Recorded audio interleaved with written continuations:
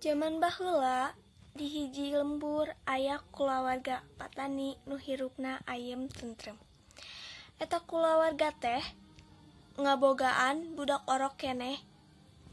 Dina hiji poe eta patani manggihan anak maung anu ditinggalkeun paeh ku indungna.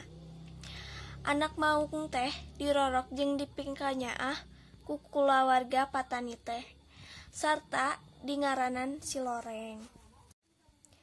Si Loreng ngarasa kahutangan budi ku patani teh. Matak manehna nurut jeung taat ka kulawarga patani. Malah lamun dititah nungguan anak patani, manehna sok nurut sarta satia. Seperti biasa pamajikan patani nganteuran ka sawah. Orokna ditutungguan ku si Loreng.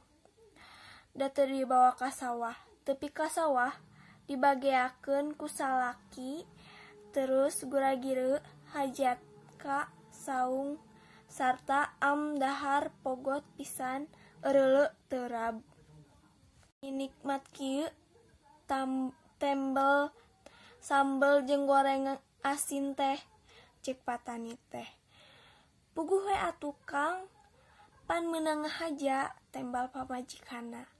Ari si Utun sare, ceuk patani. Muhun keur mondok meuni tibra Akang, ditungguan ku si Loreng tembal pamajikanna. Barang keur hoghag ngobrol teu kanyahoan si rongheap, si Loreng datang ngadeuketan saung. Dikupat kepot terus awakna diusap-usapkeun kana suku patani. Sorana ngagerem siga aya nu arek dibejakeun. Patani heraneun ningali kalakuan si Loreng kitu teh. Manehna kacidareuaseunana bari nenjo sungut ka si Loreng pinuh ku getih. Boa-boa si Loreng teh geus ngahakan anak aing, ceuk pikirna. Ngagantawang eta patani teh. Eta patani nyarekan laklak dasar ka si Loreng. Hei Loreng, maneh geus wani-wani ngahianat ka aing. Maneh geus ngahakan anak aing nya. Si Loreng kalakah mencrong siga nu teu boga dosa. Terus huluna gudagideugkeun tina sungutna ngecelakan getih seger. Nenjo kitu pamajikan patani ceurik jejeritan. Bari nyarekan si Loreng.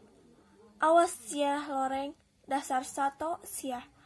Nu asih dipulang seungit ku aing dirorok ti leuleutik. Ai ayeuna kalakah ngahakan anak aing. Tobat Gusti, kumaha teuing anak aing kaduhung. Kaduhung, ceuk pamajikan patani bari jejeritan. Nenjo pamajikan ceurik bari jejeritan, terus patani teh beuki ambek. Teu anta parah, habeuk eta bedog teh ngadek kana beuheung si Loreng. Si Loreng ngegerung nahan ka nyeri. Bari teu walakaya, panonna neuteup siga nu nganahan-nahan. Patani teh beuki ngagedur ambek nenjo si Loreng teu paeh teh.